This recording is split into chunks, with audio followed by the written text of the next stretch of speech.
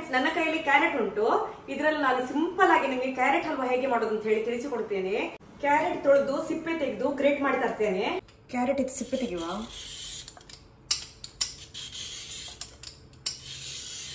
ಎಲ್ಲ ಕ್ಯಾರೆಟ್ ಇದು ಸಿಪ್ಪೆ ತೆಗೆದಾಯ್ತು. ಸಾಧಾರಣ 1 kg ಅಷ್ಟು ಕ್ಯಾರೆಟ್ ಉಂಟು. ಕ್ಯಾರೆಟ್ ಇದು ತುದಿದು ಕಟ್ ಮಾಡುವ.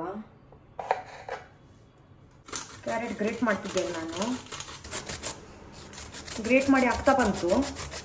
ಕಡಾಯಿಯಲ್ಲಿ 2 ಗ್ಲಾಸಿನಷ್ಟು ಹಾಲು ಹಾಕ್ತಿದ್ದೇನೆ.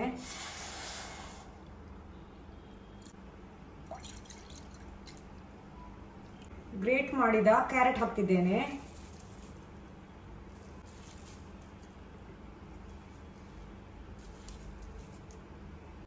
ಕ್ಯಾರೆಟ್ ಹಾಲಲ್ಲೇ ಬೇಯಬೇಕು. ಒಮ್ಮೆ ಮಿಕ್ಸ್ ಮಾಡಿ. ಬೇಲಿದು ಮಧ್ಯ ಮಧ್ಯದಲ್ಲಿ ನೋಡ್ತಾ ಇರ್ಬೇಕು ನೀವು. ನೋಡುವ, ಮೇಲೆ ಕೆಳಗೆ ಮಾಡ್ತಾ ಇರಬೇಕು, ಇಲ್ಲದ್ರೆ ತಳ ಹಿಡಿತದೆ. ಕ್ಯಾರೆಟ್ ಹಲ್ವಾಕ್ಕೆ ಹಾಕ್ಲಿಕ್ಕೆ 12 ಗೇರು ಬೀಜ, 12 ಬಾದಾಮಿ ತೆಗೆದುಕೊಂಡಿದ್ದೇನೆ.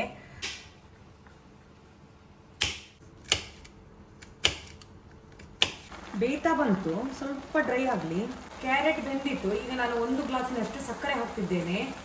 ಮತ್ತೆ ಟೇಸ್ಟ್ ಮಾಡಿ ನೋಡಿ, ಸಕ್ಕರೆ ಬೇಕಿದ್ರೆ ಸೇರಿಸಬಹುದು. ಮಿಕ್ಸ್ ಮಾಡುವ. ಅರ್ಧ ಗ್ಲಾಸಿನಷ್ಟು ತುಪ್ಪ ಹಾಕ್ತಿದ್ದೇನೆ.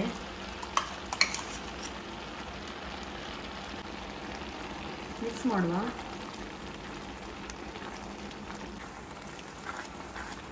ಇನ್ನೂ ಸಹ ಡ್ರೈ ಆಗಬೇಕಿದು. ಸೈಡಿಗೆ ತುಪ್ಪ ಬಿಟ್ಟದು ಕಾಣ್ತದೆ ನಮಗೆ, ಆಗ ಆಯ್ತಂತೇಳಿ ಅರ್ಥ. ಡ್ರೈ ಆಗ್ತಾ ಬಂತು, ಸೈಡಿಗೆ ತುಪ್ಪ ಬಿಡ್ತಾ ಬಂತು. ಈಗ ನಾವು ಏಲಕ್ಕಿ ಹುಡಿಯನ್ನು ಬೆರೆಸುವ. ಏಲಕ್ಕಿ ಹುಡಿ ಹಾಕುವ. ಮಿಕ್ಸ್ ಮಾಡುವ.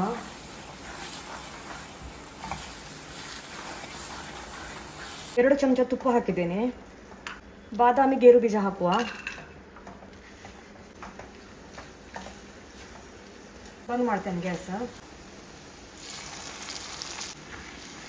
ಮಿಕ್ಸ್ ಮಾಡುವ.